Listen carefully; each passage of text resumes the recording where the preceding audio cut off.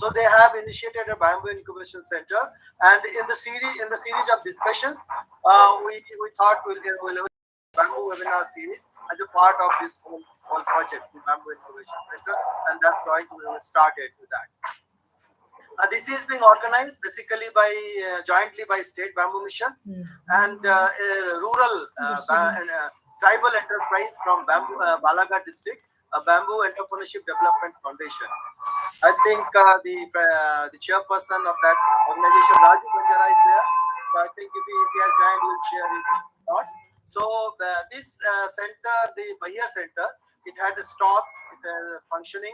So I revived it. So Balaghat, Balaghat contributes 83% of bamboo production. So we picked up Balaghat. So if Balaghat, we can have a model for Balaghat that will be for the entire state, and not only entire state. So we are planning to have a bamboo-based model, Balaghat model for the whole country. So the other organizations which are collaborating are Indian Institute of Forest Management, and the director will soon join. The new Pankaj was the earlier director, now Subhas has joined. He's in the current charge. He will join at 3 o'clock. So Dr. Subhash Chandra is also the director. Of Technology Bombay is of the partner into that, and Regional Science Center Bhopal and Barkatullah University. So this is being organized joint in a collaborative way by on this organization. Today we are going to discuss a very important thing. I think that's very important about the enabling bamboo business. Means bamboo chain of custody, bamboo value chain from production to consumer. That's a gray area.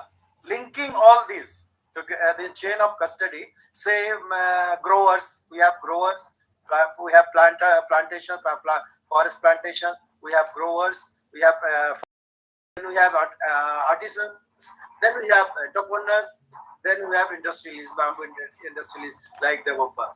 So they exist. Very interestingly, all these components, they exist, they are in place. Individually, they are excellent. We have a big bamboo resource in Madhya Pradesh, and then we have a range of artisans, excellent 1,000 artisans. We had identified best artisans through National Institute of Design and Architecture through a series of competitions, and then we sent some 15 good artisans to China also. So we have artisans. Then we have natural resource, means bamboo. We have human resource. We have artisans, entrepreneurs, and then we have technology resource. We have 14 CFCs in the state, and also we have small centers also. Besides common facility centers, we have small centers also, and then we have market. So I consider that we have the like tourism department or school department. Even once the chief secretary of Madhya Pradesh said, can you make 25% of the school furniture? Can you imagine 25% of the school furniture by the job of 10 years? And we had organized a consultation with the builders. So in Madhya Pradesh, around 5 lakh houses are made every year. So even 10%, they said we'll make it. At the end of the day, we had a consultation, all day consultation, and addressing all the issues like fire resistance, life, and all those. And then at the end of the day, they agreed that we can have 10% of construction with bamboo. So this is market exists, and as you know, as per Niti Aayog and Planning Commission, we have a 50,000 crore market in India. So we have natural resource, we have human resource, we have technology resource, and we have market resource. So we have to link it. So there's a gap. This gap is actually a gray area. This gap. But I give you one example. We have farmers who have bamboo. They don't know where to sell, and there are consumers. There are people who need bamboo. Even I wanted to have a bamboo-based resort for some company, so we needed bamboo. So we don't know where to get bamboo. So we were getting bamboo in Madhya Pradesh from Northeast. So then I discussed with CCF Chhindwara. He said, sir हमारे पास तो बहुत बांस है, हमारे समितियों के पास बांस है. Then मैंने पूछा कितने का बेच रहे हो? क्या सर हम 35 रुपीस का बेच रहे हैं, और हम नॉर्थ ईस्ट से 75 का मंगा रहे हैं. So then I paid them 50 rupees per bamboo, and we got around 75,000 or 1 lakh bamboo poles from Chindwara.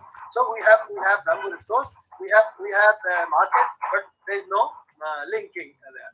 So we try to then have like a Flipkart or Amazon type of market platform, कि buyer sellers का कुछ platform बनाएंगे. So I think this is a gray area. The whole chain of custody I call is a gray area, and I think to have a bamboo-based sustainable development for the Madhya Pradesh or for a state for the country, we need to address the whole chain of custody. So I end up here, and I'll request Maka. We begin with Devapam. Demokaji is there. We begin with him. So I'll request Umakant to read out his profile, and then we hand over the floor to Devapam. We know him as Demokaji. Okay, Umakant. Thank you, Ajay. Yeah, thank you so much, sir, and good afternoon to everyone, and warm welcome to today's webinar. I heartily welcome to Devapam Mukherjee, sir, who is today's key speaker. Devapam is a serial entrepreneur with successful venture in USA. To his credit, he is currently the founder of Artisan Agrotech. Artisan has manufactured the world's first process engineered bamboo-based practical board and 100% bamboo-based medium density fiber board in India. This pioneering project aims to replace the use of timber. This aim is to be achieved by the manufacturing PEBB based furniture and homes. Artisans is expected to generate the 2 lakh plus local employment opportunity while creating positive social and economic impact. Prior to Artisans, Devapam was the founder of Attesto Technologies, a company real-world testing and performance management for. This company was eventually acquired by the Infovista, which is listed in Nasdaq. He has also been founder. Its VoIP technology was sold at telephonic service provided. Thank you so much. And now, without any delay, I would like to hand over this webinar and timing to Mr. Devapam, sir. So, your presentation, sir. Devapam, sir. Thank you, Dr. Bhattacharya. You and I planted the first seed of bamboo in Madhya Pradesh for Artisan Agrotech. Thank you for being there with me, and I always say this, because of you I am in Madhya Pradesh. Otherwise I was running away from Madhya Pradesh to Northeast, and you said no, you cannot move out of Madhya Pradesh, you have to do it here. Thank you, Dr. Bhattacharya. It was excellent, and always great to see you and meet you whatever time it is. Thank you, and Jai Shri Krishna. It's ladies and gentlemen, this is anything to do. This is a totally different paradigm shift which happened in my life. I was into the software trade, technology development, right from scratch up to create the concept and sell it as a technology. When I came into bamboo, or thinking of doing something on bamboo and replacing timber, it was quite a challenge, and anything to do with bamboo is a sheer madness. And if you are not synced with that madness, it's very difficult. And you can see this in Dr. Ajay Bhattacharya. even after retirement and after having stint in NHAIs and places, he's still so much, aggressive, and his passion for bamboo. He's a living example of how bamboo can be taken in, and this is exactly the passion and madness you have to be in to take it to the next step. Coming to what Artisan is doing, we are. I came into Madhya Pradesh or to back to India after German stint of research. I wanted to set up. I came in to set up the factory. We needed around humongous uh, tonnage of bamboo every day, which is around 4,000 plus tons, to set up my particle and MDF. We looked around Madhya Pradesh, Chhattisgarh, Maharashtra, Gujarat, and what Dr. Bhattacharya just said, linking the dots was a big challenge, and the sheer volume. I mean, if you're looking at a artisan or a handicraft mode or a round bamboo, you don't need trucks and trucks and trucks load of bamboo. But when you are getting into an industrial mode, their sustainable raw material supply is definitely a big challenge as far as bamboo is concerned. Not only for Madhya Pradesh, but this is in Northeast. This is in any state you go. I mean, if you look at a country like China, the government took over. The government took over and did the plantation. They give land to entrepreneurs who want to set up agarbatti or different handicraft mode of making bamboo into a product. They give acres and acres of land to those entrepreneurs and to those departments who kept on planting bamboo and created raw material supply, sustainable raw material supply for them.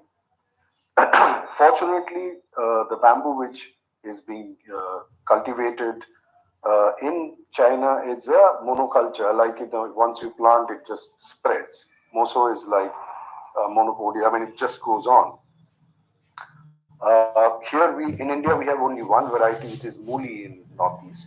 Unfortunately, Mooli doesn't adhere to all the industrial standard of utilization because it's thin, it's slim, it doesn't have that much of density.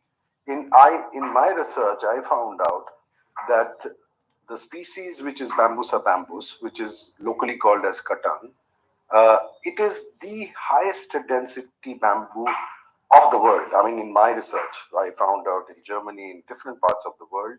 And fortunately, or it was a big surprise to me, that Bambusa bambus is a Madhya Pradesh prajati. It's one is it's an Indian species, and second it is an MP species. So it gave me a double kick. I mean, I said, wow. I mean, if it is a Madhya Pradesh prajati, that means it will grow automatically, naturally in the state. So that's where I said, no, this is the space, this is the place, this is the zone, this is the state I need to be. And thank you, Dr. Bhattacharya, that you as a baby you took my hand and took me around in Madhya Pradesh to set up what I have to do.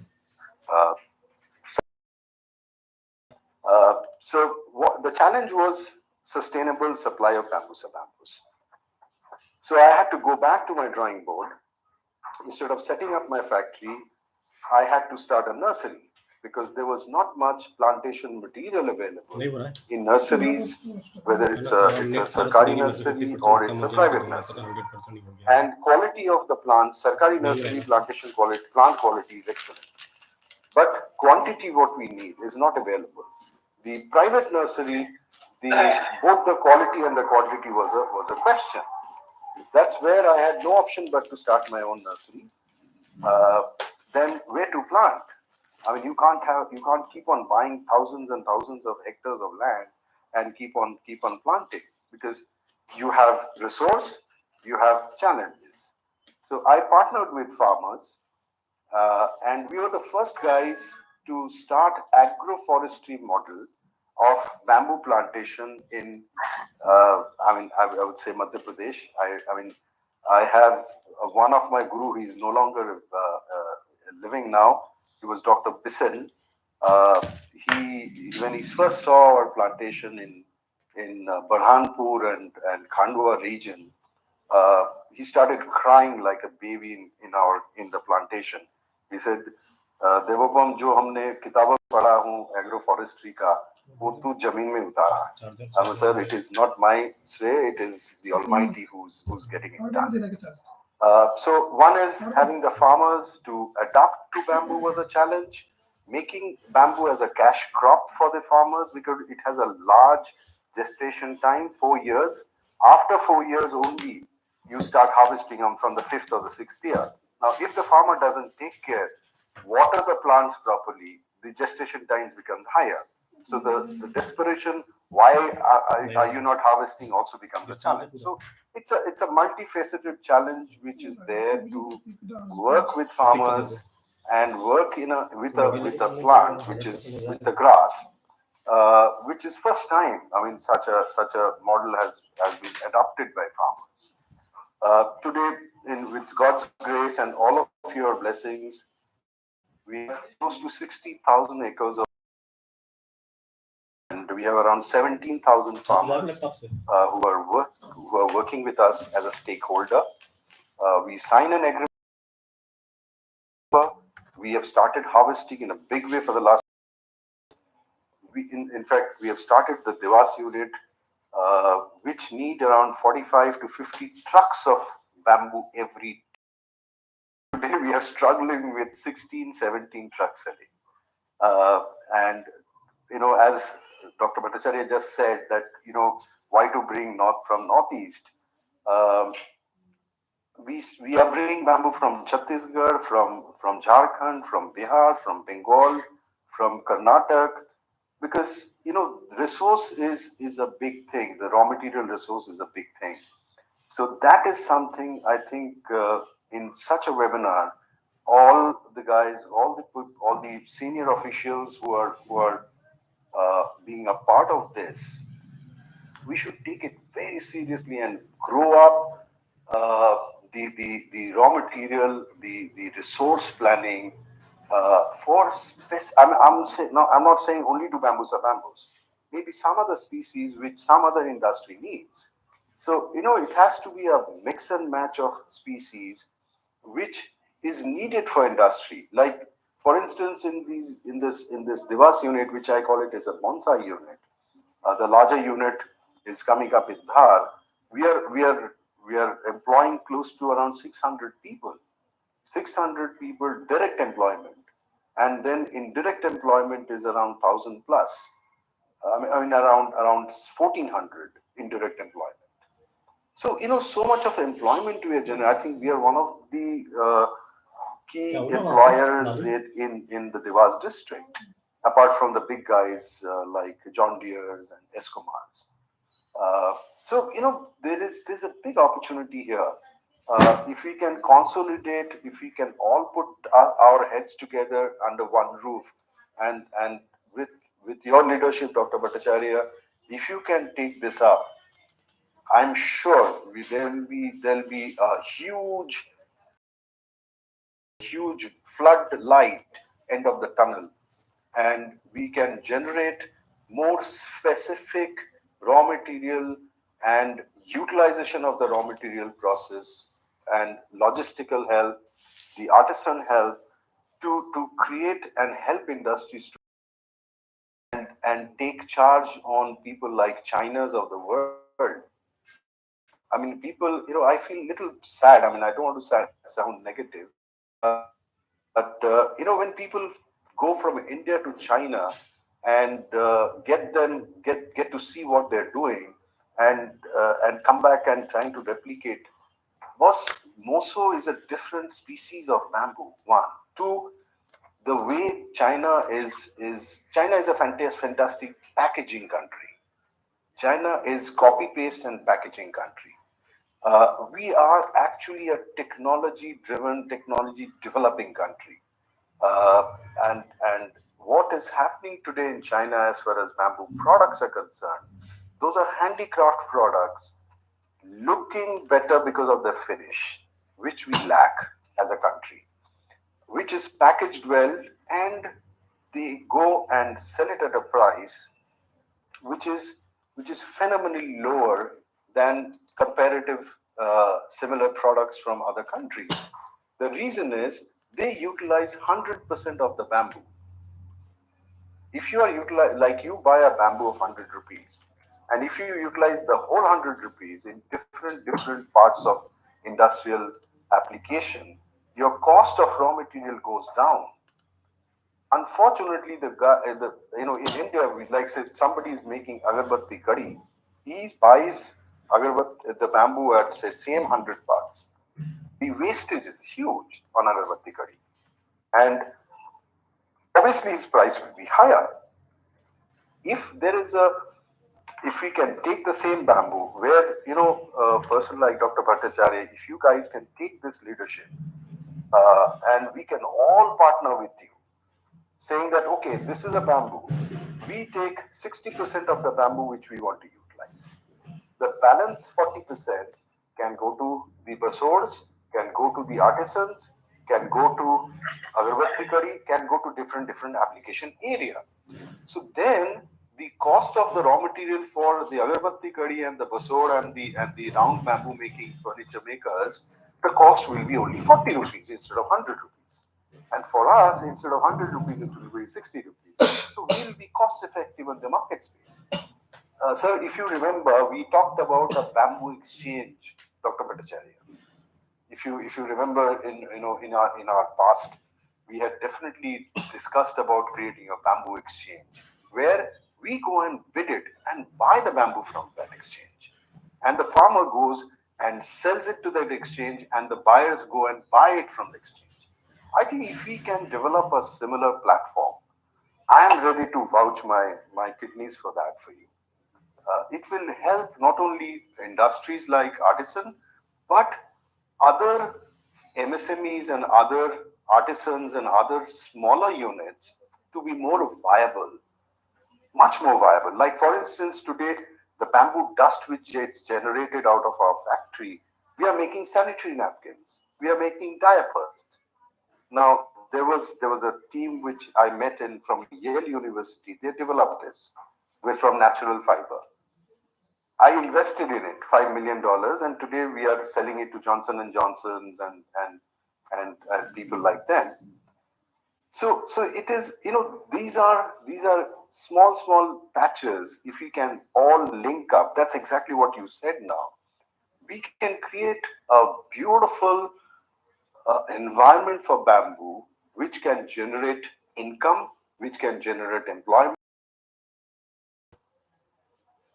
and that will create. I mean, we can take on people like China, like hands on. The reason is China doesn't do innovation. China does copy paste, and China does one good thing, which is packaging and finishing. Today, in fact, sir, in my factory, I have hired a team from Italy to do the finish line for me. The reason is the finish of the product has to be the best. So a lot of people think that we don't make things here from bamboo. In fact, yesterday I was in Bhopal and somebody said, "Oh, Dev Mukherjee to आम का काट के बांस बोल के furniture बना के बेचता है." Very happy about it. So the reason is that means our not आम का काट, बोले सागवान, मध्य प्रदेश का फॉरेस्ट से सागवान खरीद के लेके आके उसका फर्नीचर बना के दरवाजा बना के बेचते हैं. If somebody says that means we are acting that, and we had to spend a lot of money to bring in that quality of the finish of the product. We cannot look like another handicraft. Even if we are making the handicraft quality, so people will say, "Wow, this is bamboo, unbelievable! I just can't believe this is bamboo." In fact, just before the webinar, I was with one of the largest group from Gujarat. They were visiting us. They manage lot of airports of India. In fact, one of the largest airport of India, they want to they want the bucket chairs in the lounges. They want the lounge where people go and take rest between the flights. Even the check-in counters, all made out of bamboo. Even the flooring, the ceiling, everything made out of bamboo. And when they saw our products, they said, "We want to work with you. We want to work with you." So coming back to what I'm trying to say is, I think there needs to be consolidation. There has to be some agency or external agency. In fact, even for instance, person like you, Dr. Bhattacharya, you are very well networked. If you can take such a charge, I mean, you don't have to be government endorsed. The government endorsement can come later. With your experience, with all of us,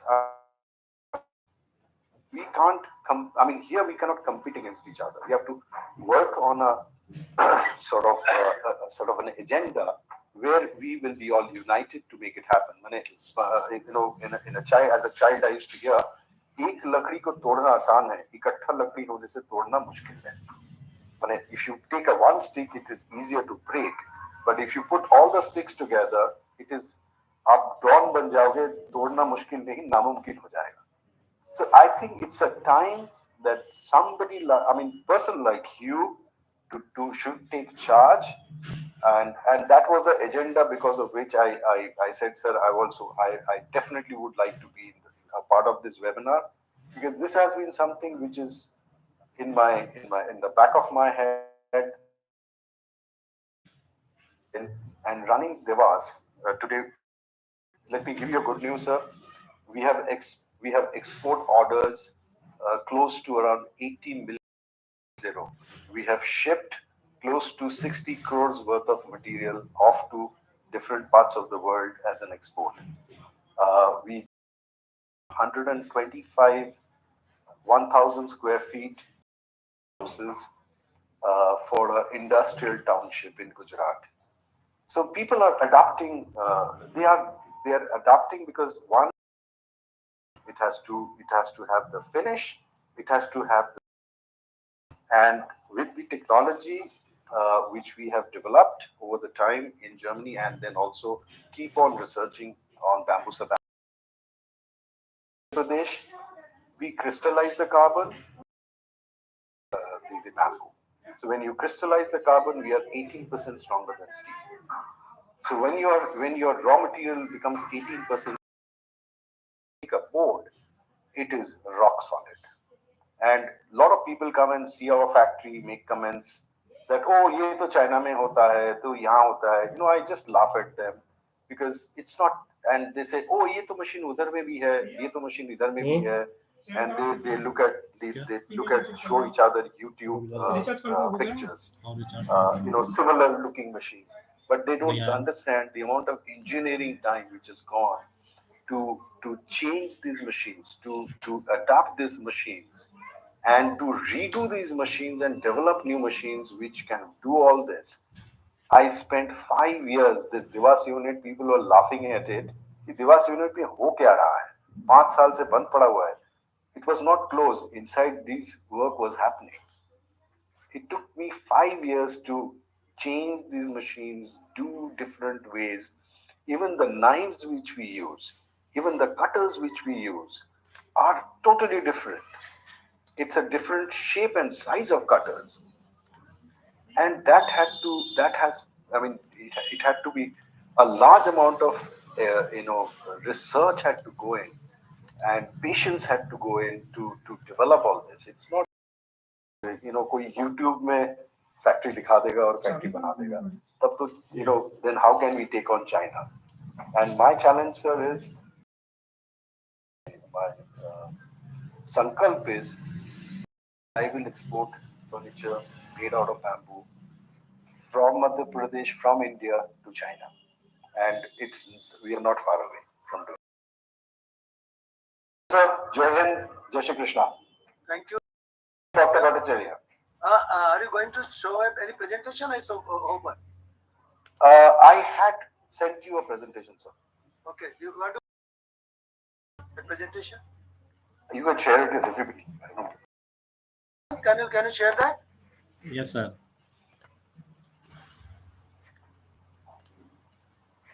Will it be repetition or say? So, can you drop the you can just rapidly. I can just take it rapidly. I can just take it rapidly. Yeah.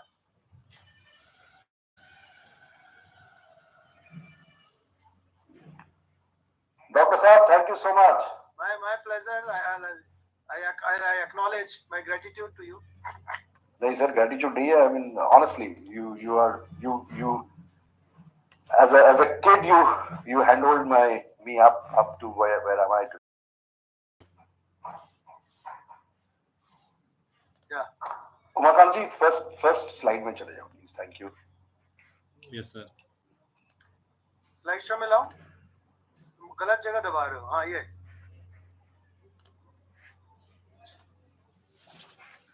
Okay. That's the company's name, Artisan Agrotech. Artisan means art. Art chalu hai. Art is on. That is the meaning of the name of the company, Artisan. While the maple leaf tree basically shows you all the colors, all the variances of Mother Earth. So that's why I picked up the maple leaf as the logo for the company. Oranji, next slide, please. Artisan is, our vision is to replace timber and make world-class furniture and homes in a sustainable manner, made in India and made in Devas, Madhya Pradesh. Like, and what I'm developing here is, Artisan I'm developing another Amul model. All my stakeholders who are my farmers, we share 24% of our profit back to the farmer as bonus every year, which is paid every 6 months. Apart from what we buy the bamboo from. We buy bamboo at 2 rupee 55 paisa a kilo. If the farmer harvests, if we harvest and bring it, it is 2 rupees a kilo. And transportation is ours. We transport bamboo from the farm gate to our factory gate. We have developed this process engineered bamboo board, which is totally different from the way bamboo boards are being made in the world, like this typical strip boards, because they are more handicraft mode, done through few machines. So we crystallize the process engineered bamboo board. What we do is we crystallize the carbon which is there inside the bamboo. Once it's crystallized, it becomes stronger than steel. We caramelize the carbon, caramelize the bamboo, so different textures we can develop for making different colors of the furniture or homes. We are setting up a mega factory of particle Dhar in Damnod. We have taken 174 acres. Machines have been ordered. I'm just holding on because there I need 4,000 tons of bamboo every day. We don't have that supply. Setting up a factory is very easy. You just set up, get the machines, set up the factory. But if you don't have raw material, target is 2023 first quarter. We will have the factory operational, but as a trial mode, 2024 second quarter, beginning of third quarter, we'll be commercially producing 1,100 cubic meter of particle board and 650 cubic meter of MDF. We only use Bambusa bambus. It's an Indian Madhya Pradesh species and it's the highest density bamboo of the world. It is India's pride. Can I go to the next one? That's Bambusa bambus, world's highest density bamboo. Everybody says kata hai, katna mushkil hai. bamboo clump hai, if you have not cleaned it, it is like if you have nails, and if you have not cut the nails, they will grow. If you have big hair, you crop creeper. So it's the same. If you harvest the bamboo on time to time every year, it grows well and it gets cleaned up. So the harvestation issue becomes absolutely easy. We are doing on an agroforestry model. So we plant bamboo at 20 by 20 feet or 30 by 30 feet, and farmers can do other crop plantation without batting an eyelid. So the next one. I'm just running it quickly, Dr. Bhattacharya. Sure. This is the agroforestry model. We are buyback on a stamp paper with the farmer, and it is totally one-sided towards the farmer. In fact, current PS Forest, Mr. Ashok Banwal of Madhya Pradesh, he actually drafted and redrafted so that it is 100% farmer and not company oriented. Not like large companies who buys potatoes and stuff.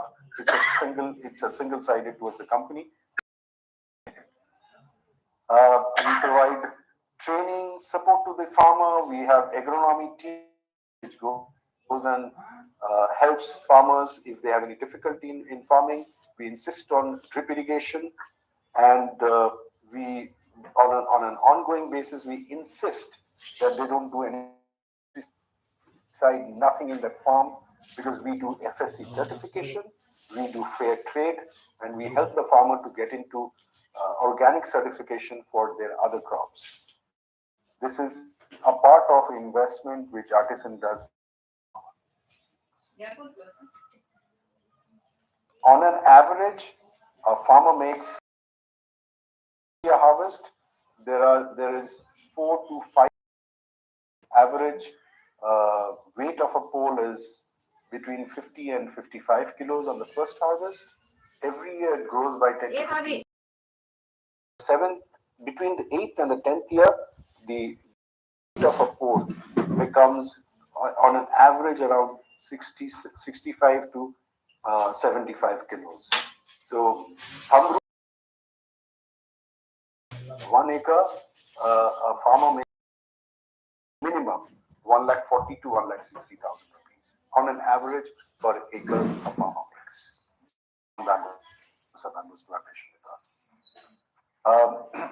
We make the world-class furniture, sir. Farm furniture market worldwide is a 550. Second, people are looking at replacement of timber. Timber prices are going up. In fact, I can't name those buyers of ours, but large buyers, multinational buyers, they are replacing timber-based product with us by bamboo, which are one of their highest selling furniture in their pipeline. Which one of them make one product, just one product out of timber. They closely do around 250,000 euro per year from one product, and that's made out of timber. That's their high selling. They are now changing that with us from timber to bamboo-based PEBB, and cost-wise, we are 10 to 12% lower than the timber cost. Others, we are termite-proof, waterproof. We are all-weather. We can our products can be put into outside environment. We are eco-friendly, sustainable. We are stronger than steel, more durable than timber, and very important, there's no shrinkage expansion on our boards. Some furniture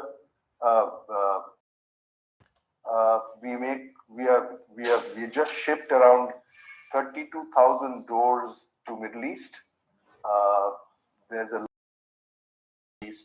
they're replacing timber doors with our doors. Amount of the homes. Vaganji, can you shift to the next one? This is a we have already installed in Dubai, and the other one in Southeast Asia.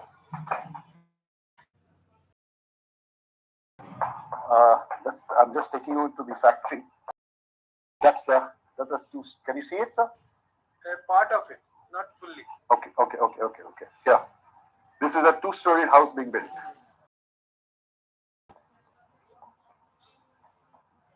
The same model which you see there, that's the building is coming up. Excellent. Would like to And see another 12 days, and this will be all on a prefab mode, and we will 10 weeks delivery, 2 weeks installation. In fact, in fact, the 125 houses are going to be the same house we will be installing in a industrial what do you call it, township. excellent. So we have 3 impacts: economic impact, social impact, and environment impact. On economic impact, agro waste utilization, low water requirement, employment generation, increase in cropping model for agriculture so that the farmer makes more money. It's not dependent on one crop. So bamboo becomes like a fund for him, and then he can do with other crops. Social impact, you have disposable income, employment generation, stability. We have 60% of our workforce which are ladies, and these ladies are from neighboring villages. We train them, we help them to understand the machines and work on our machines, and we pay more than the standard salary. We give Provident Fund and ESI and medical health. We work with women self-help group on in a big way.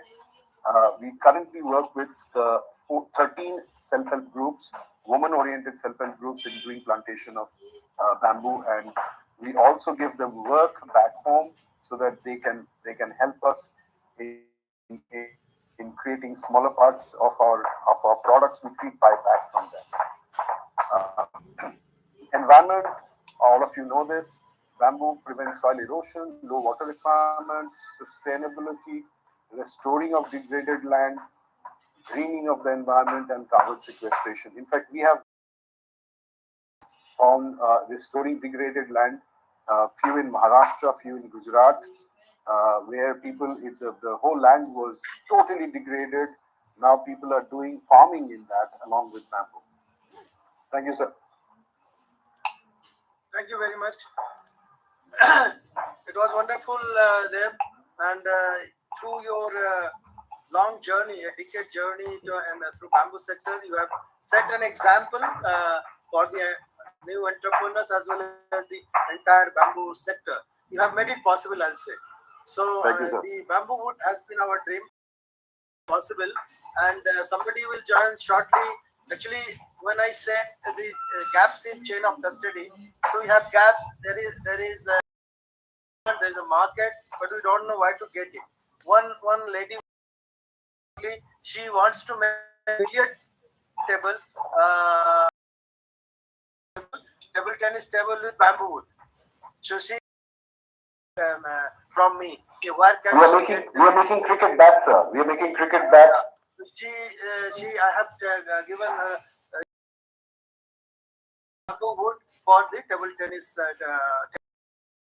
That's one. Secondly, you mentioned about China's monopoly. So just to share with the participants, China is monopoly now. So they are.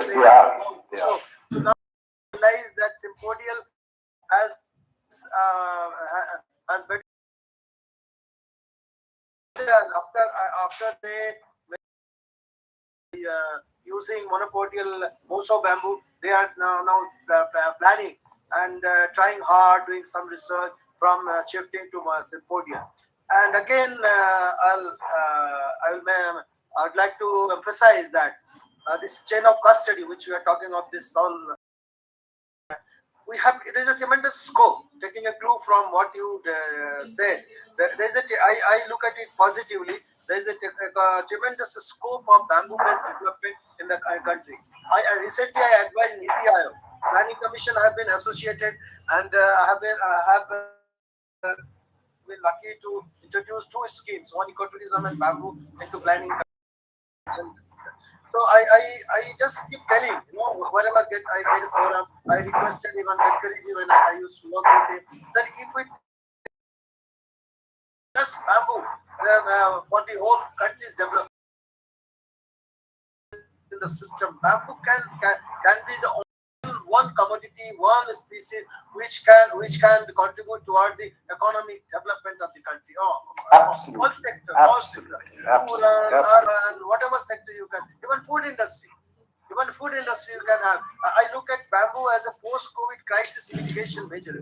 Bamboo, whether any employment, entrepreneurship, and enterprise, and all three is solution. So bamboo can be solution for post-COVID crisis mitigation. Thank you very much.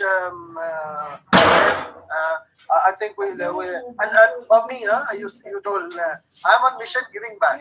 I'm on mission giving back. Wherever I'm getting an opportunity, I'm trying to contribute. I don't know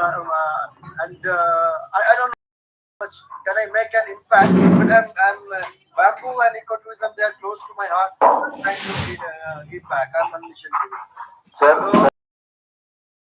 you. Yeah, our association,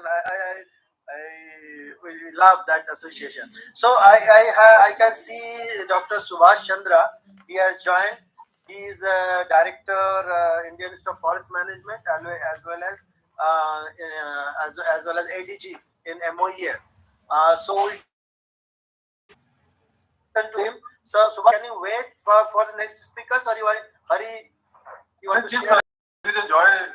I am delighted to listen to the last presentation, see the last presentation, the work done by Devopam Mukherjee sahab. And from IFM, we would like to visit Deva's factory. Even we are training friends, they can be a good They can do internship. They can do internship and they can be a good resource to support these initiatives, which are very vital to countries' growth and development, particularly in the natural sector. Thank you, sir. We will continue. I will just go through other. Then we'll move to next speaker, and then your concluding remarks will be from your side, and we'll listen to these two speakers. We have two speakers, Kamesh and Chandrasekhar. Questions will take later. After we listen to Kamesh and Chandrasekhar, you can also take down your questions in chat box also. Our next expert is Kamesh Salam. He is a global in the bamboo sector. So I'll request Umakant to read out his profile, Kamesh profile.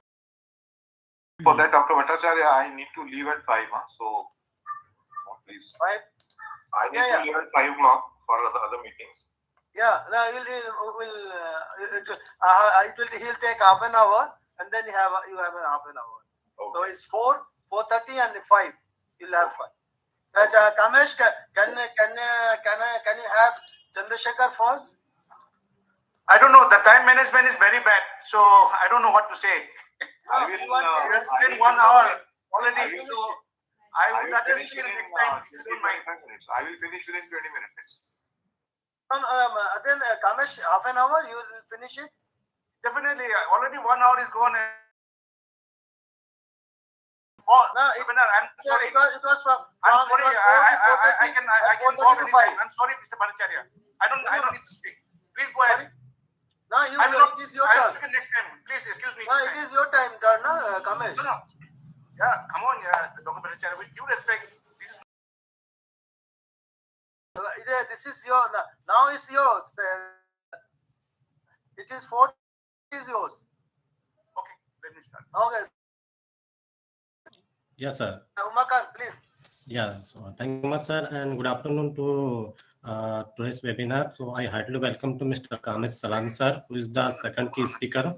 Mr. Kamesh Salam is the founder of the World Bamboo Day and the former president of the World Bamboo Organization, an authority on bamboo issues in India and South Asia lives, builds its and the dreams on the Bamboo Foundation. His career as a skilled bamboo management expert came over 3 decades. He had Organization Department of Human Resources, Bhutan, Price Waterhouse Coopers, Nagaland, Bamboo Development Agency, Manipur State Biodiversity Board, Government and Forest India, Ministry of Agriculture and Corporation India, Ministry of Textiles India, Founder Director of UNDP and UNIDO, implemented CAN and Bamboo Technologies Center, Northeastern Council India, INBAR, GIZ, and has been an accredited consultant with ADB founded project on bamboo in Bhutan and India. He is also founder director of the CAN and Bamboo Technologies Center started by the UNDP and implemented by UNIDO Guwahati, Assam in 2000.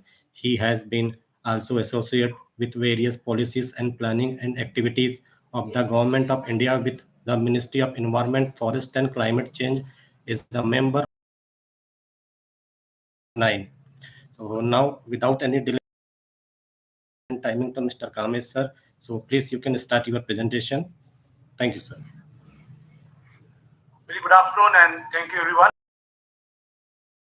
for giving me this opportunity on this. I think I should present faster. So, can you see my presentation? Yes. Okay.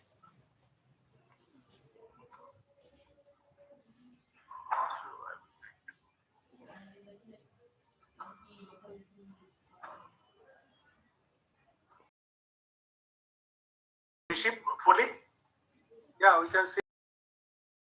No, you have to go to view and then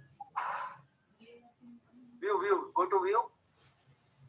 Make it Last full time screen. I done it. Make it full screen. And now you're reading view. It's okay. Yeah.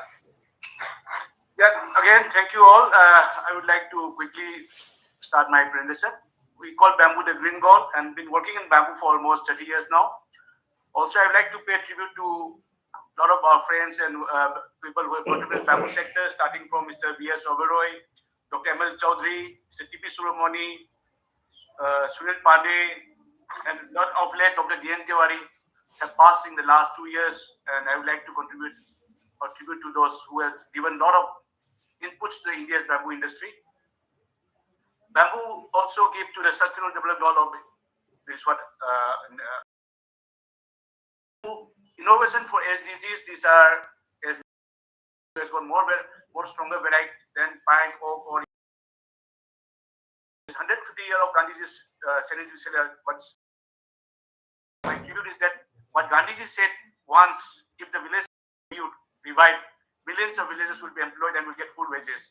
This is in sync with the Sustainable Development Goal world of the SDGs. So again, another forester said, like, without bamboo, the Indians would be very poor indeed. And this was said in January 1876. Now imagine, like, how much is bamboo important to us today?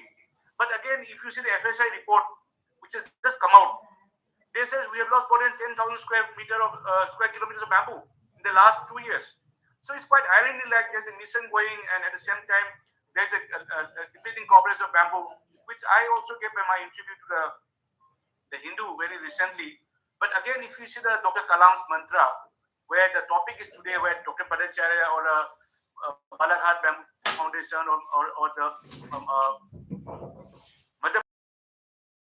Susan very nicely is this includes setting up bamboo clusters or small value processing units near the resource for employment generations, benefit the local small entrepreneurs, process raw materials suitable for ultimate use in industry and handicraft sector will be required for economizing handling cost of raw material to set up different parts of the country. Actually, this is what the mantra to discuss on this issue. So I will not go into details about my foundation. It's a trust based in Guwahati. We've been doing bamboo workshop, like when we started working, Dr. Bhattacharya, you can see raising hands in front, like we've been trying to bring the change in the bamboo, like declaring bamboo as a grass. So we've been working, SAP have been working from day one on this issue, and we have been able to achieve today, but it has come half back because bamboo from the forest are still considered to be cannot be transited, but bamboo from non-forest are been able to move. So this is again a matter of concern. So for that, I was also awarded Outstanding Green Activist Award in 2019. Then another milestone, we have signed an MOU with Taiwan on bamboo innovation in charcoal and many other issues. The National Chengchi University of Taiwan. These are some of the works we are doing on the Sustainable Development Goals. But again, when we talk about bamboo, there are low awareness of potential of bamboo. There's need for building awareness. This is people also ask if this is financially viable, whether operational difficulties, logistics, supply chain problem, lack of developed market, lack of work ethics. We're still talking the same thing even now also. Where will the technology come from? Whether it's from Germany, whether from China or Taiwan or from Dewas, from Indore. So we just keep on discussing these issues and entrepreneurs are still shying away. Then the attributes of sustainable investment policy opportunities, the government from different sectors, we still are looking at research production system, quality management, nursing certification. We are still talking again ever since the bamboo mission was one of my contribution, which I wrote a DPR for a national bamboo mission on Dr. as a planning commission in 2004 document. There is clearly given about the certification, but still we are discussing on this issue. Bamboo is one of the, I don't want to say much of bamboo, about housing, the distribution, but again, this is very important. What is bamboo? It's a grass. It is also people talk about bamboo flowering, the multiplication. So these are some of the issues of bamboo, but this is a topic which was discussed by the earlier speakers and also Dr. Bhattacharya about sympodal monopodal. Let me clarify. China, they have been still growing bamboo, sympodal bamboo in Fujian province and in Yunnan province. So it is not new. They've been growing and having industries are there. China has been growing monopodal bamboo in Zhejiang province. So different province has different bamboo. In India also, in Arunachal Pradesh, we have Mojo bamboo. In Yachuli, in Jiro, and also many parts of Upper Ridge. So sympodal bamboo is something very difficult to manage, very difficult to harvest, and also this is a clump growing. So this is a difficulty we have. We have been importing machines from Taiwan and China, which can process monopodal bamboo. But when it comes to India, machines break down. So these are the challenges. Again, these are the bamboo recommended by National Bamboo Mission. We have been talking on this, and also the people are now aware of what species to grow, what not to grow. But let me again tell you again what my earlier speaker said about Muli bamboo. That is totally incorrect. I have tested 5 bamboos in China: Muli bamboo, Tulda, Balkoa, bamboo, and also bamboo in Nanjing University. And of all the bamboo, the Melocana bamboo has given the best performance in terms of strength, in terms of the softness, in terms of the product. We have developed products also. Based on that technology, one unit has come up in Tripura. They are using both Muli and Jati bamboo, and they are also one of the best company in India who are even making bamboo for every airport in Northeast, as well as for the new parliament complex in Delhi, or for the parliament. They have been able to sustain and develop this. So I will say that Melocana pacifera is one of the most sustainable bamboo I see. It's a grass, grows tall, very soft, very good for everything, including boards and all. So bamboo distribution I'll not go, but this is very important when we talk about backward forward linkage. People also talk about the size, what bamboo size you require. You see the sizes, different size, right from large to small sizes. We can use all types of bamboo. Again, the problem is the unmanaged bamboo clump. But again, you can see a managed clump. So selective harvesting, this picture I have taken not in India, not in Indonesia, but in Timor-Leste, where this farmer was doing such selective harvesting and also managing forests. Again, distribution of planting materials is very important, but ensure quality raw material. Again, raw material is something why we talk about whether it's bamboo of Madhya Pradesh or whether it's Jati bamboo or it's a Bhima bamboo. Quality raw material is very much important. But again, in India, we still have not identified bamboo as a commodity. If you see tea and bamboo, this picture I have taken in Taiwan, where tea and bamboos are grown side by side as a commodity. You see both are manicured properly. So this is something we need to do in India and to commoditize bamboo. What is happening in India today is most of the bamboo areas, particularly northeast, are being encroached by plantation crop, whether it may be tea, rubber, coffee, spice. You can say any grow bamboo anymore because they don't feel is a more they feel that other tea is more becoming income because there are tea estates, there are people involved in that, not in bamboo. So it's a matter of concern today when we talk about FSI mentioning that bamboo cover areas has come down. Definitely because people don't think bamboo is anymore sustainable. Mode of transportation village, again you see here, they have random cutting of bamboo every 4 months or one, and this is how it happens. Bamboos are taken by river route. Paper mills in Bangladesh are being feeded bamboo from Tripura and Mizoram. This is the way bamboo flows on to Bangladesh to feed a Karnafuli paper mill. I don't want to say whether it's legal or illegal, but it's a system that is taking place. This is how bamboos are. River route is one of the best way where there are this thing. Now again, an important factor. Again, you see, this is one of the biggest hub of bamboo market in India. This is in Kokrajhar district, Gosaigao. It's a border of West Bengal and Assam, where all the bamboos from the Bhutan border, from Bangladesh borders, from Meghalaya accumulates here. Even bamboos here, the train goes all the way to. This is where the entire bamboo accumulates. This fits that in Ujjain, I have seen bamboo comes from here. I have seen in Mumbai, bamboo has come from here. This is the place where the biggest bamboo trading. Women empowerment in bamboo, very high.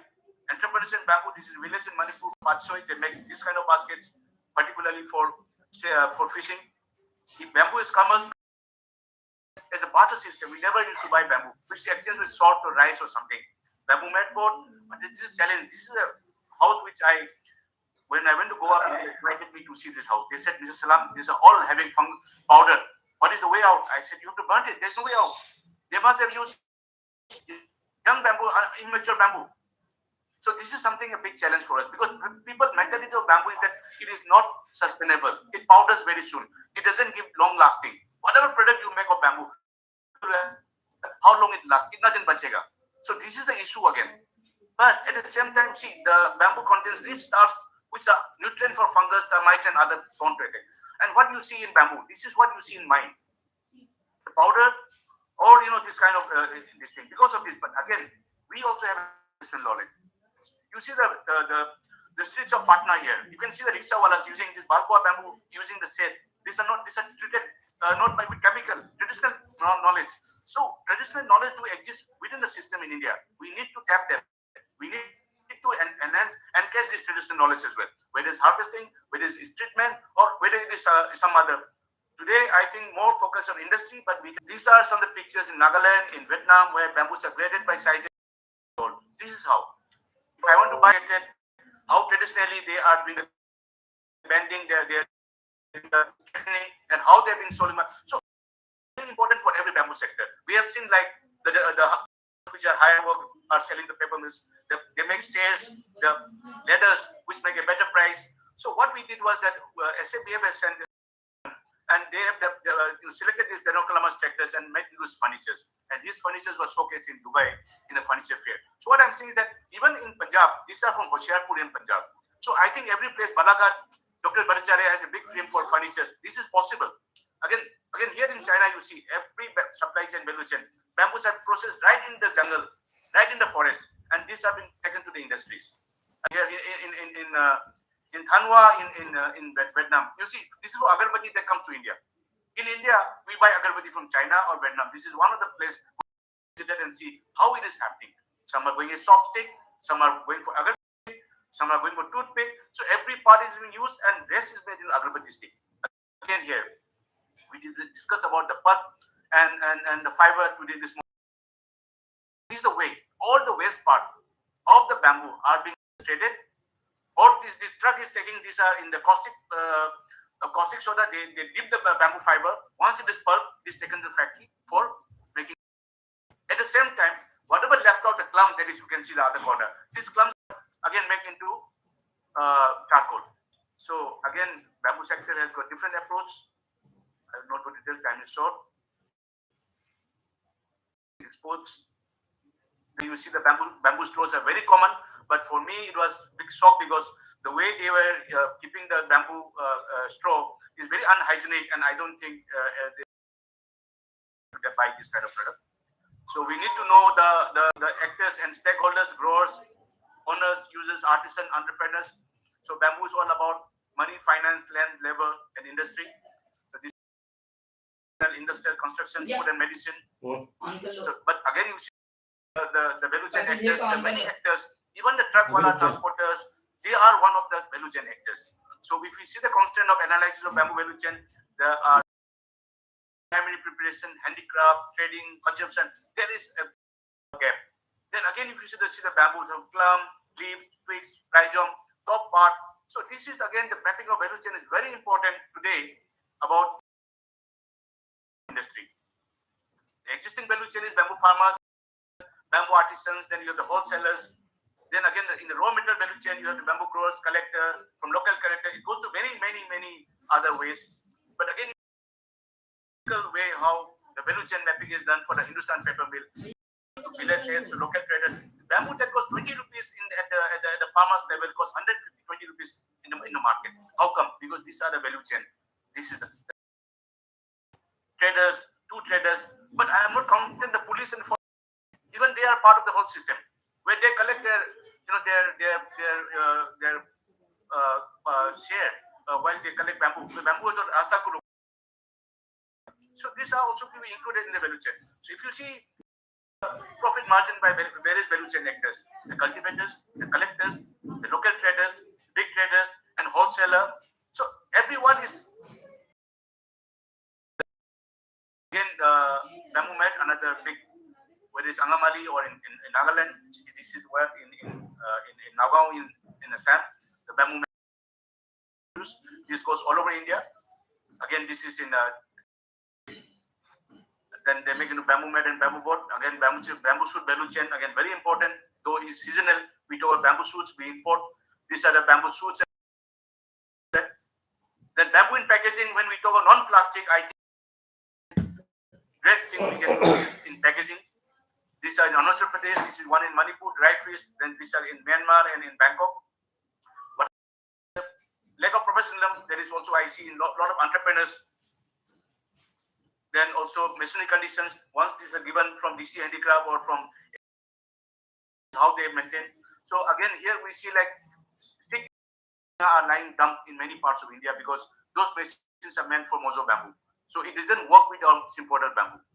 Some of the innovations that took place in Northeast, whether it's the bamboo tiffin or the bamboo biscuits in Tripura. Again, innovations are there in globally. You can see in the airport in Madrid, whether it is Audi or in Bali. But this is the bamboo charcoal from the west. This slide was been early. In bamboo charcoal, the value chain is harvest, bamboo process, cooling, packaging. So understanding the value chain is very important. Charcoal, there are many products that can be developed. So this is the bamboo charcoal. This lady whom you show, she exports all the way to Japan. And this she buys at around 150 paisa, not even 1 rupee per kg, because these are wastage. From the west, other things what Thailand is doing are body scrubbers and other health products they are making.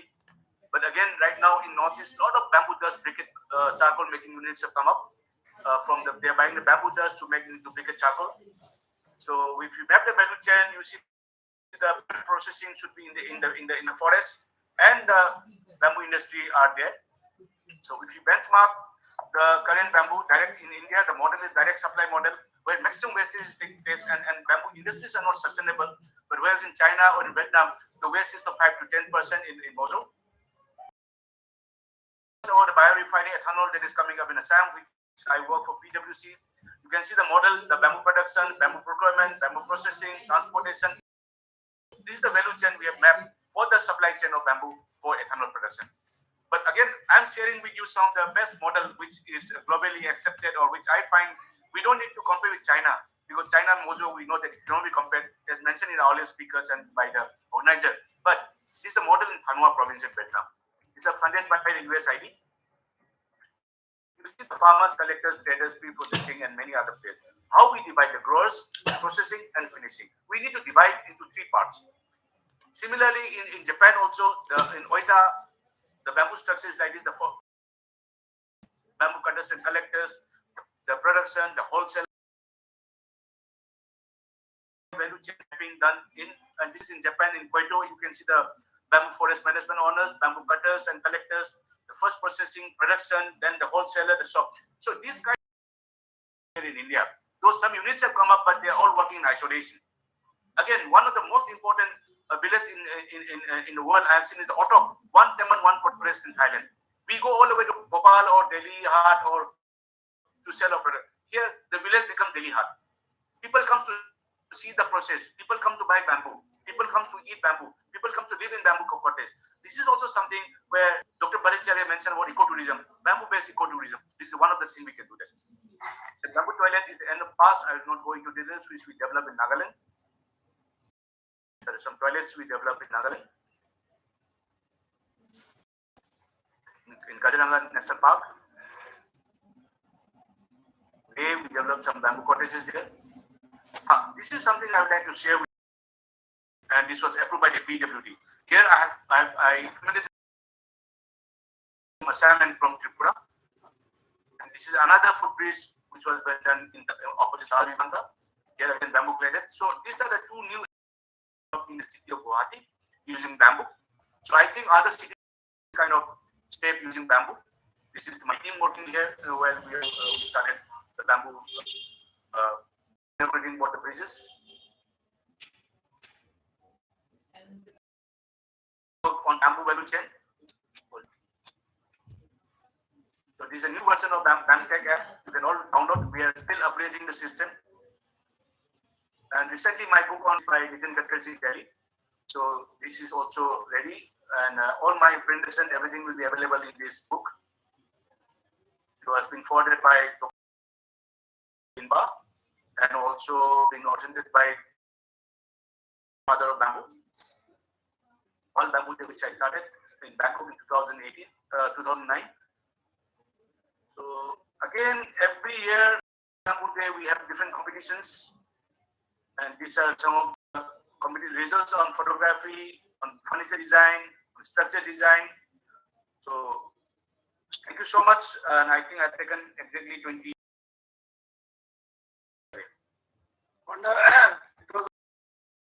So you have got ocean of knowledge and a huge number of slides. So sometime we can have a separate presentation, separate session with you on value. It has been wonderful. Your contributions are really praiseworthy and very significant to the bamboo sector. Thank you so much. And now is quickly go through the profile of Chandrasekhar and hand over to Chandrasekhar. Umakant. Yeah, thank you so much, sir, and warm welcome to Mr. Chandrasekhar, sir, and Mr. Chandrasekhar Chincholkar. 29 years of experience in corporate finance, capital consulting. He has done significant fundraising for corporate in the last many years, both on the debt, equity, funding areas. He has roadshow for the more than 150 companies for portfolio investment as well as fundraising through IPOs, IPS, secondary placements. He has been involved in significant policy level research in the area of renewable energy, CSR, electric mobility, agriculture, etc. He has been submitted working paper on top solar policy, financial parameters, agriculture economy, how it can make India a 10% GDP economy, CSR policy initiatives for electric mobility and MSME policy, etc. Mr. Shekhar Chincholkar is currently a strategic advisor at Electric Mobility and Clean Technology at KPIT Technologies Limited. So, speech, sir. See the presentation. Yes. The basic purpose of when Dr. Bhattacharya called me was to really see how we can look at. See, a lot of people would have talked. I'll talk very simple and plain numbers as to what is the current production, how it can be, enhanced, or what should be the targets. Kind of a presentation at the Global Bamboo Summit in 2016. document is there with the Environment Ministry also. But in order to really have put some more time, ensure that we really move ahead. I'd like to put this presentation, and I'm doing a lot of work on electric mobility and green technologies, including decarbonization. So I try to put those the 10-12 slide presentation. Yes, sir. So moving on, Yes, sir. bamboo. We are currently aware that around 3 crore acres is currently under Yes, sir, it is, bamboo sir. plantation. मतलब उसको मैं India, the output is not more than 1 ton per. थोड़ा पढ़ूंगा sir बस शुरू के This will result into something like 2.5 to 2.5 crore tons per bamboo production.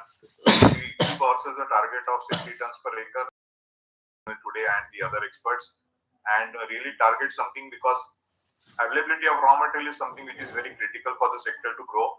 Industrialization, large availability of bamboo at a reasonable price is something which is dear to everybody, and it is the requirement of the sector going ahead.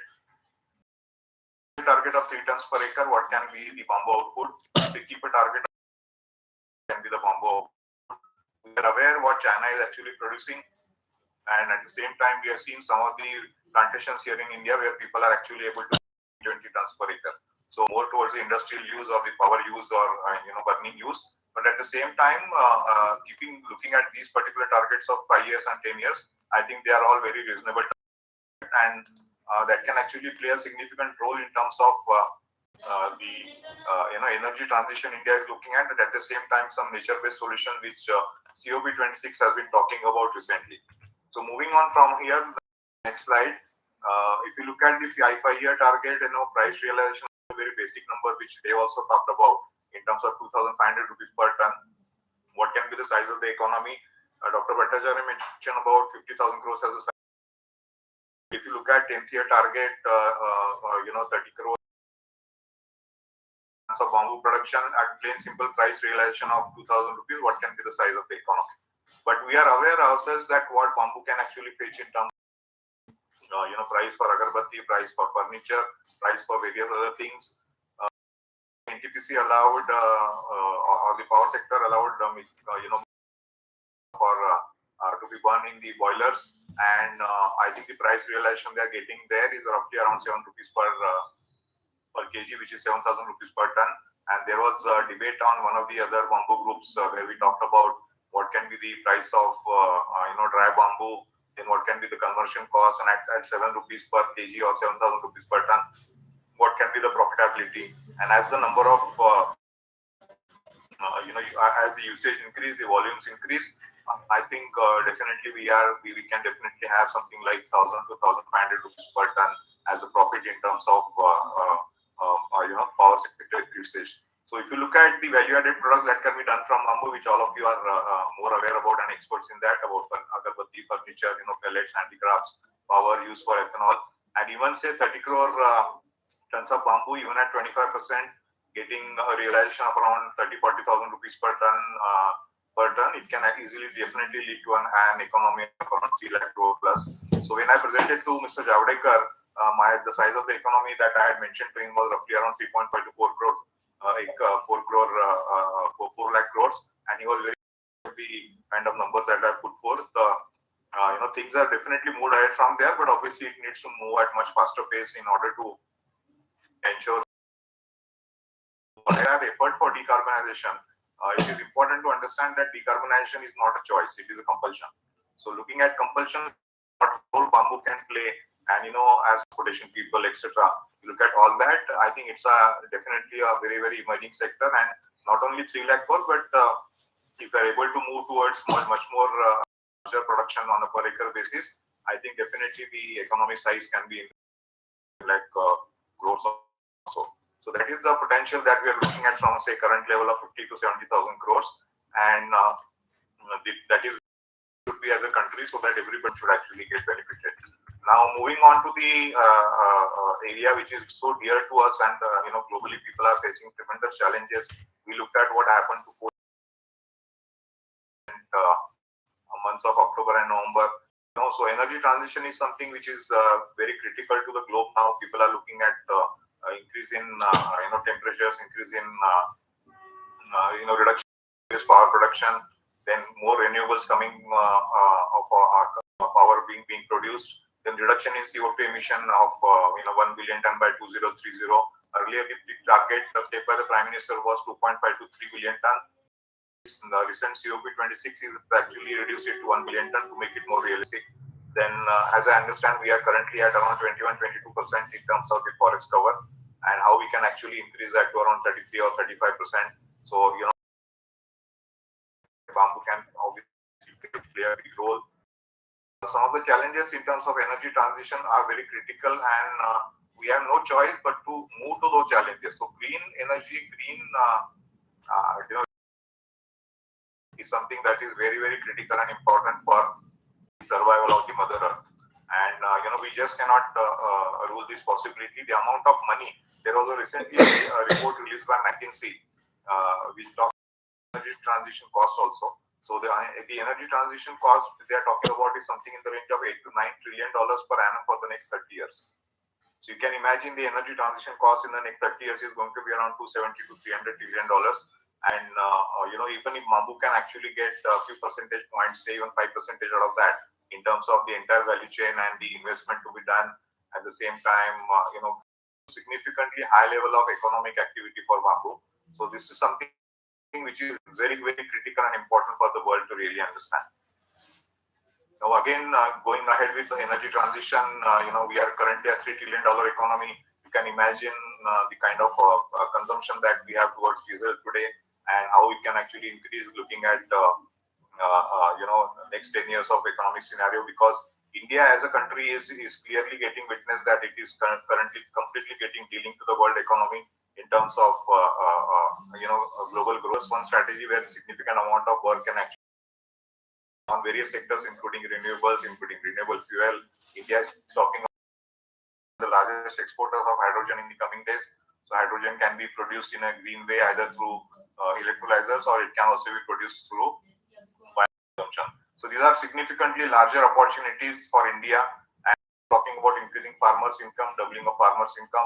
Somewhere the effort has been successful. Somewhere we need to do much more. So these are all issues and challenges. Most important is the per capita consumption of power today in the country is around 1200 units per person. Globally, if you look at it, it is actually in the range of 3,000 to 4,000 units per person. So more power consumption will require more green coal.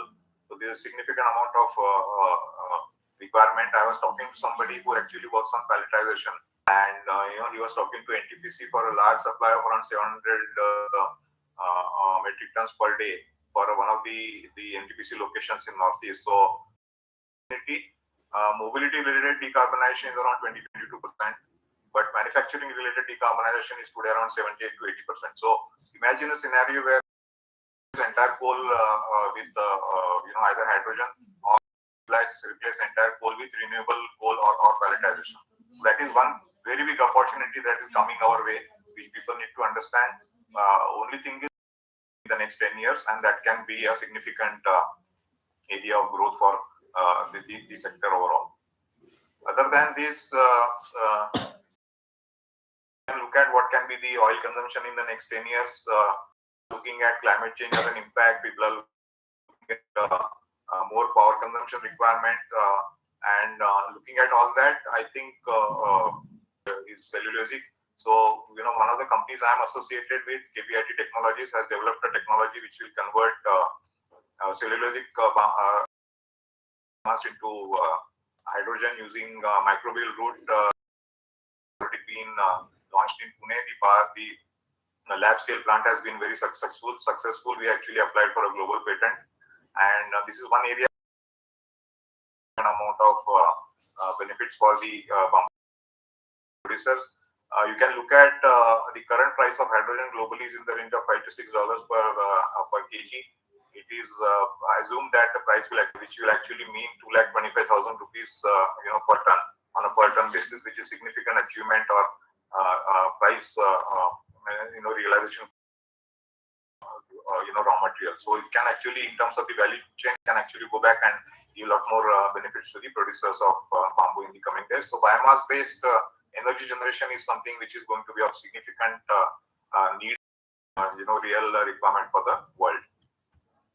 Now, one more thing COP26 has been talking about has been the nature-based solutions. So, we have been dealing with some of the roles or the advisory roles with NITI Aayog and other institutions. So, these nature-based solutions has been suggested by us, including the carbon credits. We have actually worked out a model whereby $8 per ton of carbon credits being given. It can actually help them to increase their income by around 50 to 70%. So nature-based solutions is something which people are definitely very, very keen to look at. Recently been a JV formed in India where Shell is involved. They are going to invest something like 20,000 crores in the next 10 years on nature-based solutions and roughly around 2,000 crore rupees per annum to create some amount of carbon sink for them, and they should be able to carbon emissions or meet the carbon carbon mitigation requirements through this particular activity. So this is an area which people are looking at very, very seriously. We also need to increase the forest cover, as I talked earlier. So climate change, more oxygen, hydrogen generation using cellulosic microbial route, replacement for steel, which other speakers also talked about because of the higher tensile strength of steel.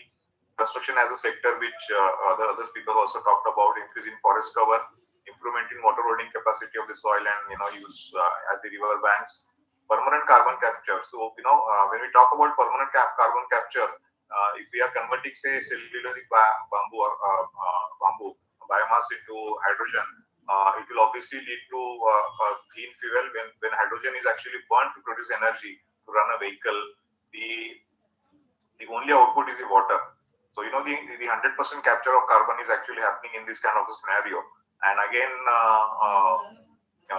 this is an activity which can actually significantly help in terms of getting carbon credits. If you look at what are the rates being, there is a system called as emission trading system, which is very, very largely traded in. They have an exchange which actually trades all the carbon credits. And there the rates are as high as $25 in Germany to around $50 there.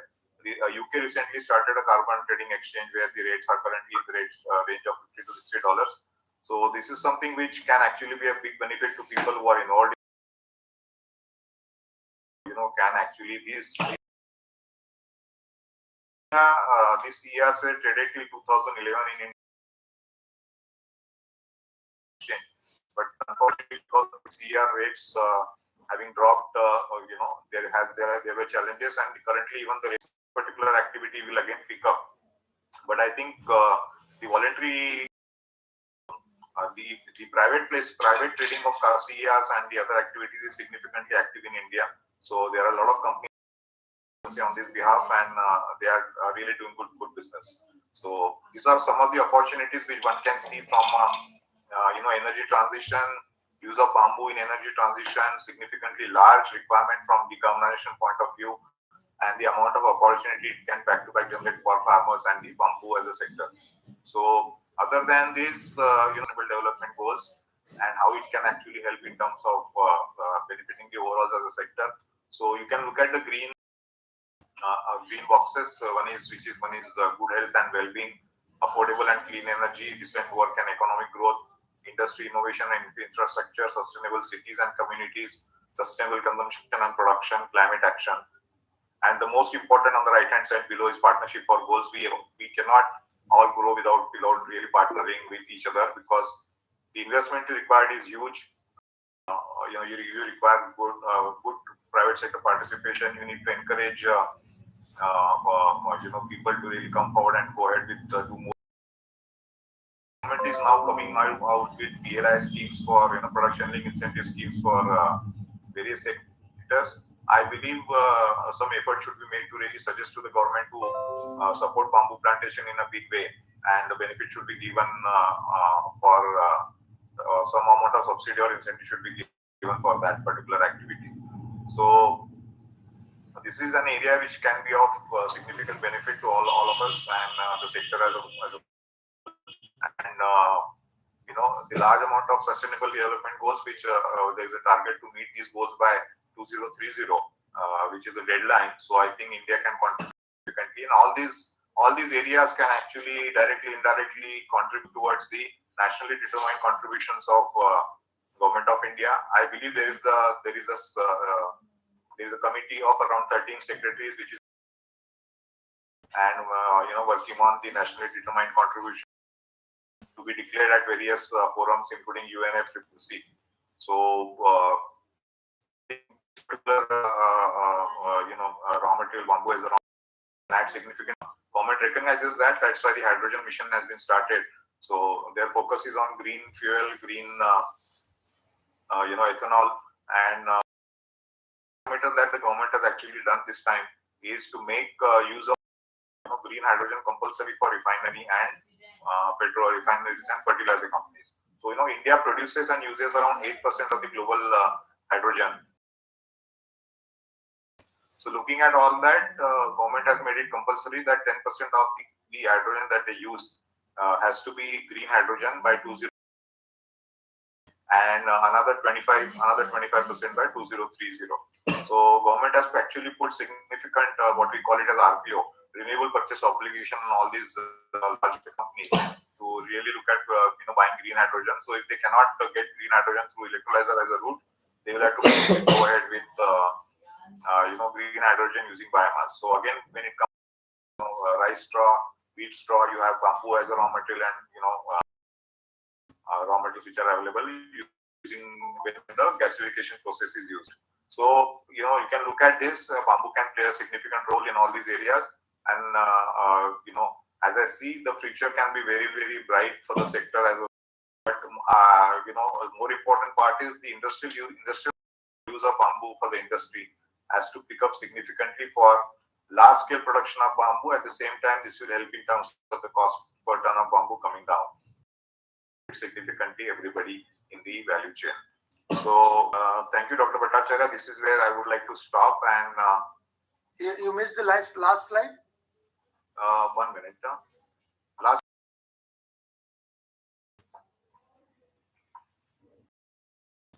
Anyway. Yeah, last slide was thank you only. Was it? Yeah. Okay, thank you. Okay. So that's why I put the last slide. Yeah. Now we have. Thank you very much. Yeah. So that is where. Thank you, Chandrasekhar. I have just one query before we invite the CR rates as $25 to $50. Yeah, so is it potential or the present? So Germany has come. What is the source? See, Germany has come out with carbon tax from. Okay. That is $25. Okay. Then in UK it is already $50 per ton. Okay. So it's what is the source of this information? Actually, Ajay, this is Dev. If you go to the Nasdaq site, it's very much there that what is the current rate of carbon. And Chandrasekhar, this is absolutely right. Absolutely right. Because I recently found it was lower, much lower than that. So it must be the current. No, it is also on the bulk on which you sell, and the people few thousand tons you need a large, and the large chunk, if you trade, you get a better price. Dr. Bhattacharya, just to add to what Dave is saying, you look at a company 100 billion ton. Yes, exactly. So how are they going to do it? It is not so much of carbon that is or CR that is getting traded. Be cross-borderly traded. That is the only option that is left. True. And we done some working and we submitted to NITI Aayog also, and we said India can start with $10 and then move to $25 over a period of time. And certainly bamboo can contribute very significantly over other commodities. So the role of bamboo in hydrogen economy is a new dimension. Yeah. So we have that technology. global patent for us, whereby this microbial route using bamboo cellulose has been treated to, by using microbes. It has been put up for patenting by KPIT. Okay. Yeah. Excellent. So thank you very much, Chandrasekhar. It was wonderful. So In fact, Chandrasekhar ji, this is Dev Mukherjee. Yeah. Sorry, Dr. Bhattacharya. can you make yourself visible? Oh, I'm so sorry. Actually, I wanted to. One sec. Yeah. Can you see me? So you look so smart. So Oh, no. Nothing in comparison to you, sir. Actually, Chandrasekhar ji, on a side note, I should not say this here. I have a venture fund called Blue Ashwa Capital. We have set up a lab in Singapore. Okay. And we are doing a lot of work on hydrogen, and we would definitely like to see how we can work together with it. Sure. Yeah. You can check our website. It's blueashwacapital.com. Okay. excellent. That's my venture fund. Can you now we can take few questions. We have some 5-10 minutes. So there is one question for Dev. Dev, have you checked that question? I will read out that question for you. It is from Murli. What exactly is the process of crystallization of carbon in bamboo? Is it a novel technology? That's Murli's question. Or for Devapan. Dev. Did you hear me, Dev?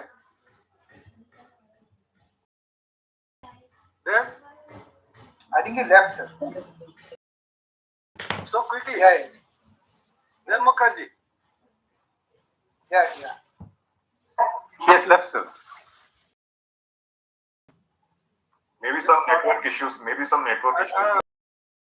Cannot leave just all of a sudden. So any other question?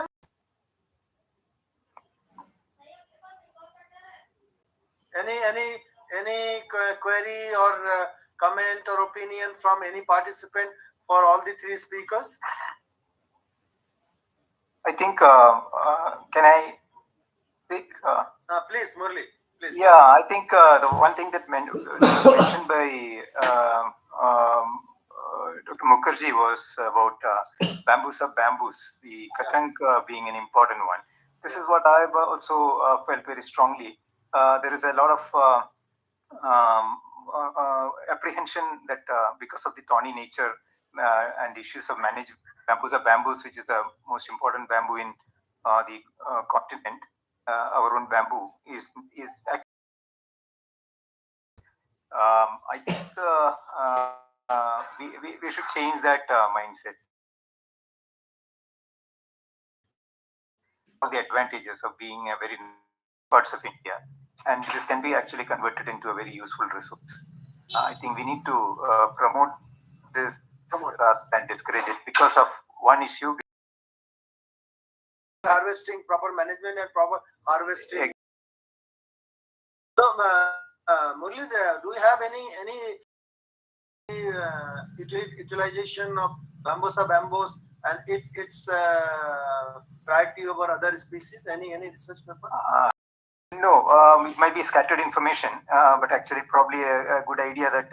We should. I think because this issue gets comes up again and again about the preference of the species. So it goes back actually in the Katanga because of the management practices and harvesting cost. So harvesting cost makes it unviable probably. But that I think the issue is that there are two approaches. One is a simple use of simple tools. Comes out, the branches come out, and you do it every year. Then you don't have this congested clump which people are afraid of. Second is when you are talking about bioenergy and such applications, we are actually talking about heavy machinery, mechanization, and complete harvest of the clump. So that kind of approach also can solve the problem. But we need not just let me know, Murli. There is one school of thought that Katanga minus thorns is Tulda and Newtons. No? That's a good, yeah, quite right. But since its natural range or even much it can be cultivated elsewhere needs to be established. But I'm sure Newton's is also, especially for Madhya Pradesh. Yeah, because it is that's why yeah. people say that the Katanga minus Kata is Tulda and Newtons. Tulda, I'm not so sure, but probably yes. It is well suited for Madhya Pradesh. They are growing very well in Madhya Pradesh, Very much. especially in Yeah, central Madhya Pradesh, Jabalpur and all. Large diameter, which is totally solid. Yeah. This is something which is unrecognized. So you're very right in saying that Newtons is a very potential species, especially for the drier tracts of the country. Bamboos may be more suited for a slightly moist soil regime, but Newtons, yes, you're very right. Tulda having a wider distribution, wider use, current use. I mean, there's a. Let's work on it, Murli. That is a good field along with the Nimba. Let's work on it and come out with some concrete, concrete with logical end. Yeah, there's a short report that I prepared while I was at KFRI on simple harvesting tools for bamboo. This is mainly a modification of the existing tools. And my suggestion was that with the industry, if you work together, there can be a series of equipment that can be developed specifically to handle the thorny branch problem in not just actually, bamboo. There are remote tools actually. We also tried. Exactly. That's what it is. Okay, thanks, Murli. So before I hand over to concluding remarks and final words from Charu, IIT Bombay, I'll share 2 points which have strongly emerged from all the 3 speakers. 2 points there. One is bamboo we have been discussing tremendous potentials towards the development, social, ecological, and economic, which are the 3 pillars of sustainable development. So there are 3. Look at this gap as a scope, as a potential. There's a gap. What we are achieving today, or where we are today, and what we can achieve as compared to say China or Vietnam, Kamesh mentioned. So there's a big gap, and that gap gives me energy that we have tremendous scope for that. So that's one point. Second point, there is a tremendous lack of convergence, at all levels, at the federal level, at the state level. Just to give you the example that bamboo is spread over ministries as per the website of National Bamboo Mission. And if you remember, Chandrasekhar, we had organized for the first time in this history of Indian bamboo, that workshop, interministerial workshop, which was represented by 8 ministries. I thought 8 or 9 ministries are there. 9 cabinet ministers came that time. 8. Yeah. 8. Because that workshop, that proceedings mentions the 8 headed by Gadkari ji. Correct. You can imagine. I thought there were 8 or 9 ministries. Subject. So everybody wants to hold back bamboo, but so there is lack of convergence. A lot of researches are going on, a lot of works are going on. So there is a tremendous scope of convergence, and IFM can play a very, very significant role for the convergence of all these efforts, initiatives, along with say State Bamboo Mission and National Bamboo Mission. So these 2 points have emerged very strongly from all these 3 eminent speakers. So now I will request Subhas to share his concluding remarks. Before I'll request Umakant to read out his profile. He is attending this webinar for the first time as Director, Indian Institute of Forest Management, and he's also ADG. To Mr. Subhash Chandra sir, Sri Subhash Chandra is holding charge of the Director, Indian Institute of Forest Management. He is a member of Indian Forest Service of 1988 batch. He is present in the Ministry of Environment, Forest and Climate Change, Government of India, and areas of expertise: forest policy and law, sustainable forest management, mines, minerals, industries, outside of forest, urban greens management, tenure security, and forest rights. He's also has had at 2021. Thank you so much, sir. Please. Thank you, Rumakanji. Thank you, Ajay sir. And particularly panelist, which I have not met. I think they are doing wonderful work. The presentation, in fact, eye-opener to me. The very beautiful presentations were there, particularly this Dewas factory. Days in our surveys, we were told and we were listening that bamboo to transform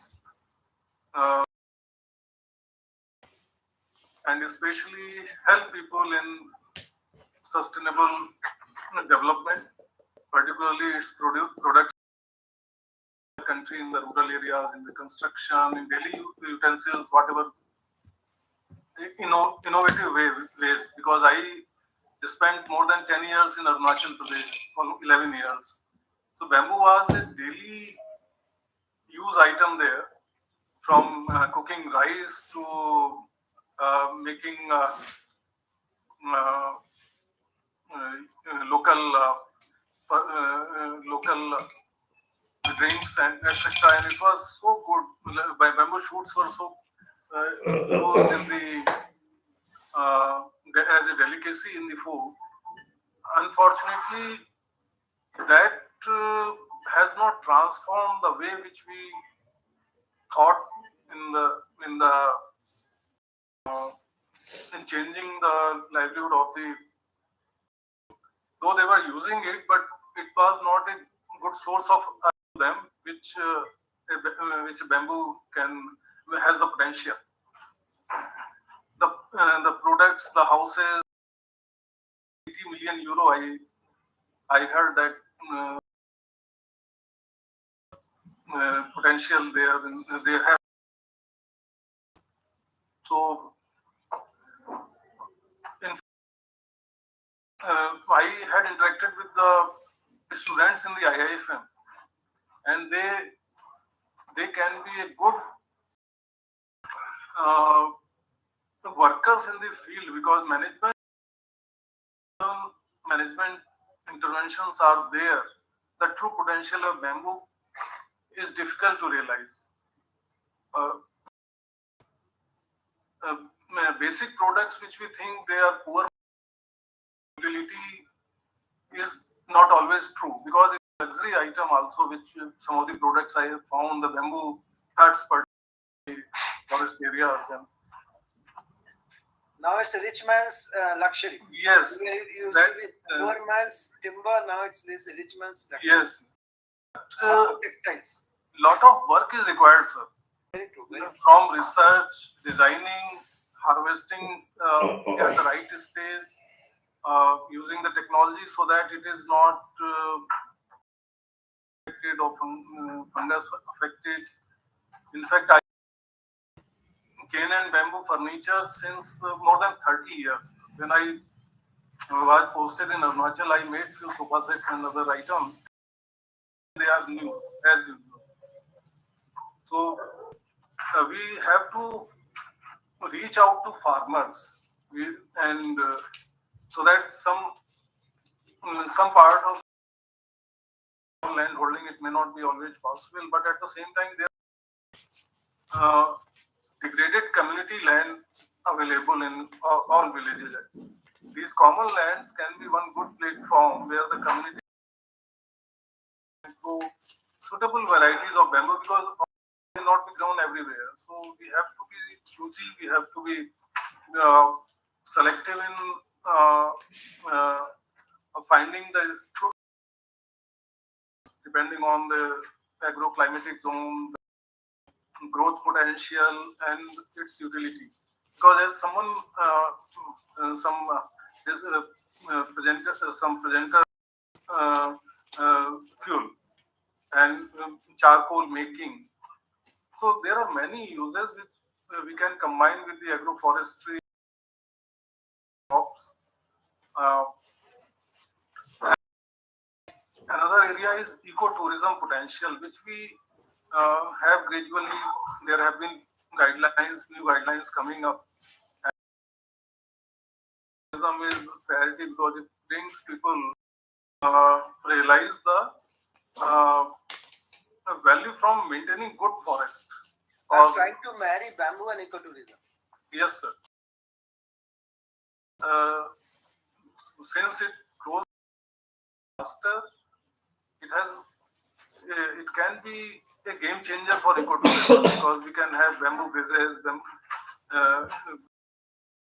and even small utility items which can be aesthetically prepared with the intervention of right technology mix. For the middle class is one area because if we link and the poor man's timber, the middle class is left out.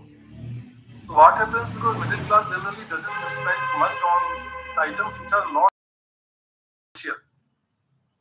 So we have to see whether they're used as replacement to certain household items, like they can be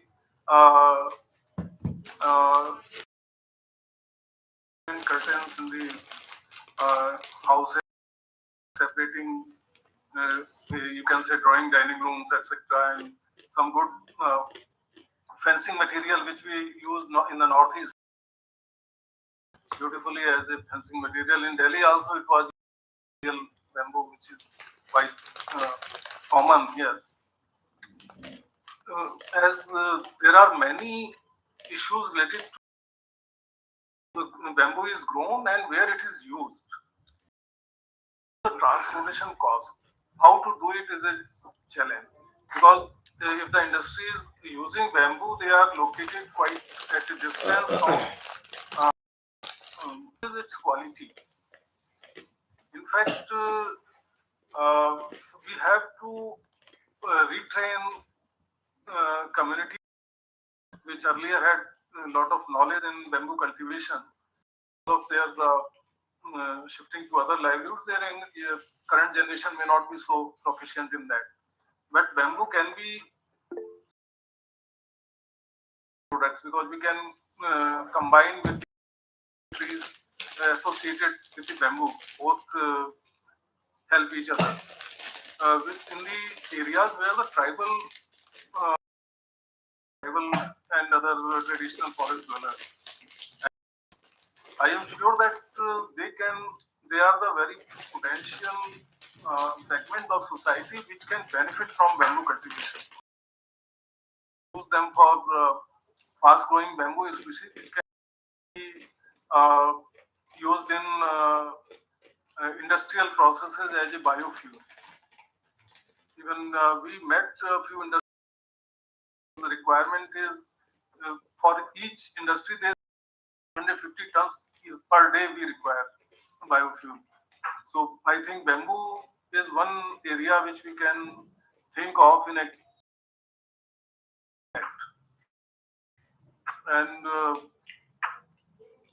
the industry is there, scientists are there, but we are not sufficiently reaching out to farmers because if they have to change their way of cultivation, we have to, which may come from the some of the government schemes as well as from the industrial, from the institutional support, which can be banking also. Because executive, I always suggest him that why not you invest in the tree plantation or bamboo plantation, because they are this is the only area where you can have like you can say million times growth. Just a cell or just a small genetic material, this germination, this vegetation